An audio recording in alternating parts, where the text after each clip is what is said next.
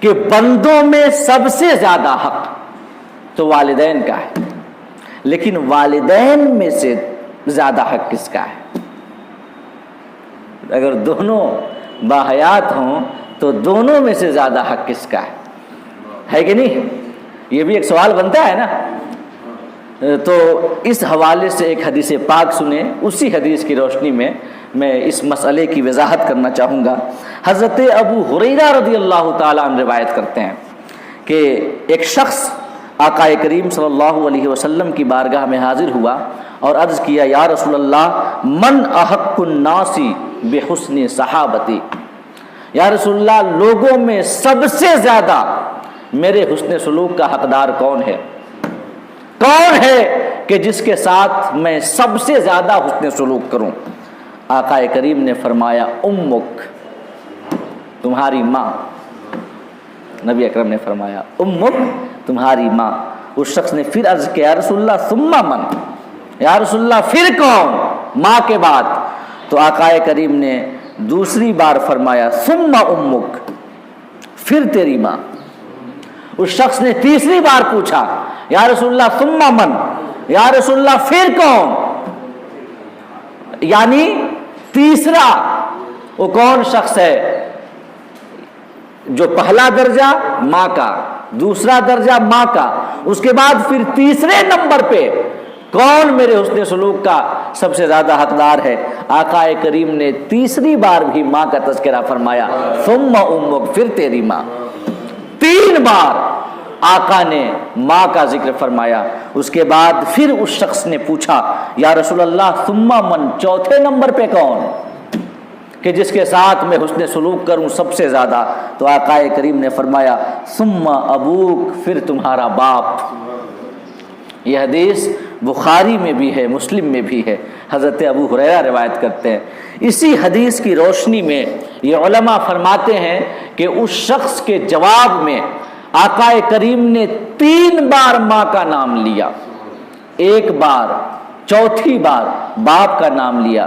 اسی وجہ سے علماء نے فرمایا کہ ماں کا حق 3 گنا ہے باپ کے حق کے اعتبار سے۔ باپ کے حق کی بنسبت ماں کا حق 3 گنا ہے، یعنی 75% حق ماں کا ہے اور 25% حق باپ کا ہے۔ اس لیے کہ آقا کریم نے 3 بار ماں کا نام لیا اور چوتھی بار باپ کا نام لیا، علماء نے فرمایا۔ اور یاد رکھیے گا کہ ایک ہے خدمت اور ایک ہے عزت، ایک ہے خدمت اور ایک ہے عزت۔ خدمت میں تو ماں کا حق زیادہ ہے، خدمت میں۔ کیوں؟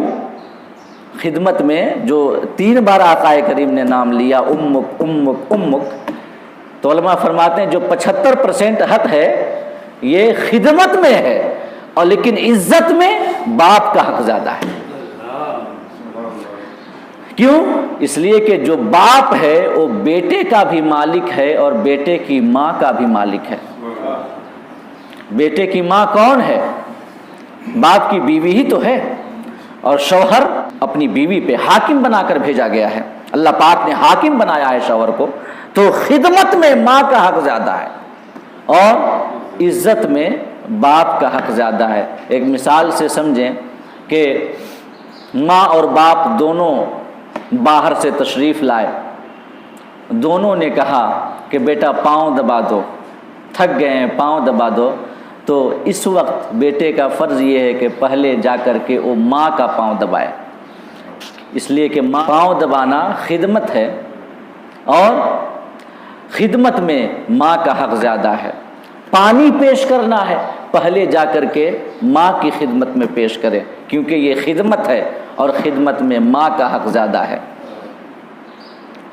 100 روپے کماتا ہو، 75 روپے ماں کو دے، 25 روپے باپ کو دے، کیونکہ یہ خدمت ہے، خدمت میں ماں کا حق زیادہ ہے، لیکن عزت میں باپ کا حق زیادہ ہے۔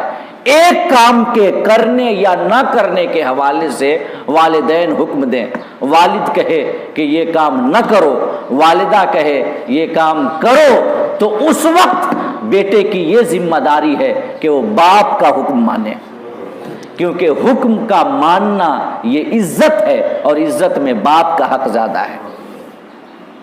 رشتے کے حوالے سے باپ کہیں اور کہے، ماں کہیں اور کہے، اس وقت بیٹے کی ذمہ داری ہے کہ باپ کا کہا مانے، کیونکہ یہ عزت ہے، اور عزت میں باپ کا حق زیادہ ہے، کیونکہ وہ بیٹے کا بھی مالک ہے اور بیٹے کی ماں کا بھی مالک ہے۔